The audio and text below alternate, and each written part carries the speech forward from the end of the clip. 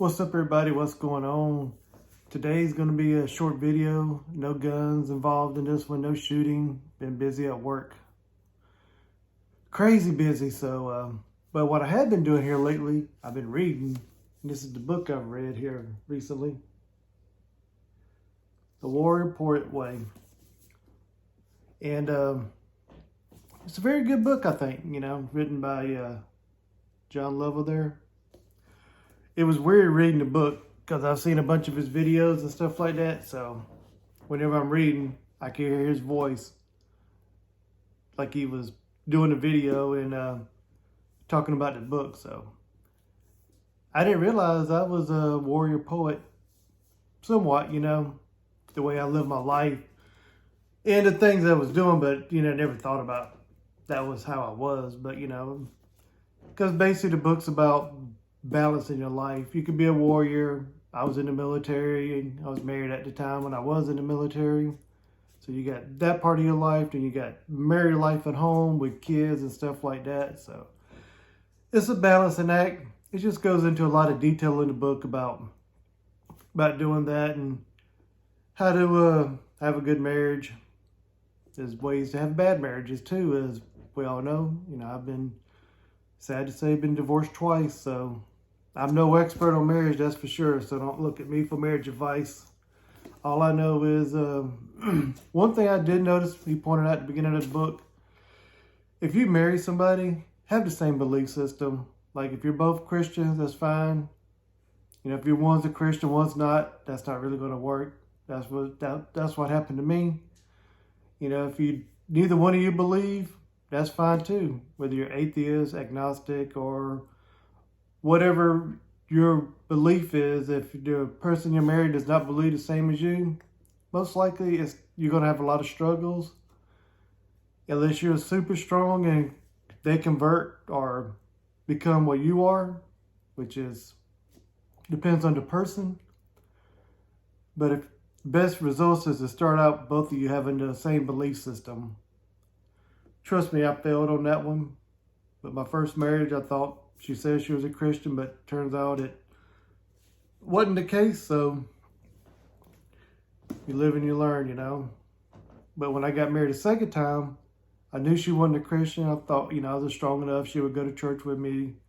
She did for a while, but, she never became one. So that not having that belief system really makes a difference. So just a little bit of advice for someone who's been divorced twice. But getting back to this, how to live your life and how to have balance in your life and how to protect your home, against our government, a foreign terrorist organization, whatever. You got to be able to defend your home, be able to know how to use weapons, got to physically fit, emotionally fit, and to be able to protect your home, protect your family, and everything else. You got to be able to have guns, have ammo, know how to use them, how to be proficient in them.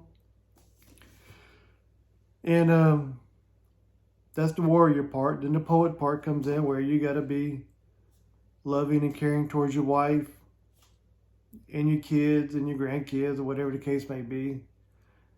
You can't just all be one thing and not the other. You want to be a strong, masculine man, not some whatever society wants to call manhood nowadays. And men dress up like girls, think they're a woman now when they go into the woman's bathroom. You're going to stop me. If I got my granddaughter with me and she's in the bathroom and you're going to try to go in there, you don't think I ain't going to stop you from doing it? You can believe I will. It ain't going to be good for you, that's for sure, but that's beside the point. But anyway, you got to have balance in life, work, home, So that is what this book's mainly about, having that life balance with everything that you do. So everybody, you got to find your balance. If you want to find this book, I'm not being paid to do this or anything. I'm just doing a review on it because I just got done reading it. It took me a little while to read. I didn't sit down and read the whole thing at one time. Like on the weekends when I'm hunting or in between a morning hunt, afternoon hunt, I go read a couple chapters and stuff. That way I get a full understanding of it. And we definitely need help out there. You definitely need a Bible as your guide in your life. As far I do. I'm a Christian, and that's what I believe, and you can't convince me otherwise. So I got the proof. God does answer prayers. And He's blessed my life more times than I can even think to imagine, especially being a truck driver out on that road, avoiding accidents every day. So yes, I'm very thankful to God for making a home safe every day. Even if I come to home and I'm living by myself like I am right now, that's fine. God still blesses me each and every day. So don't take life for granted. Don't take your family for granted. Love them, cherish them, spend the time with them that you can. Your kids, your grandkids, whatever the case may be, your friends. You know, there's more important things than just working yourself to death to try to get an extra dollar. So that's just my 2 cents on having a good balance in life and whatever you need to do. I understand things are hard. Things are hard for me too. There's days I don't work 5 days a week.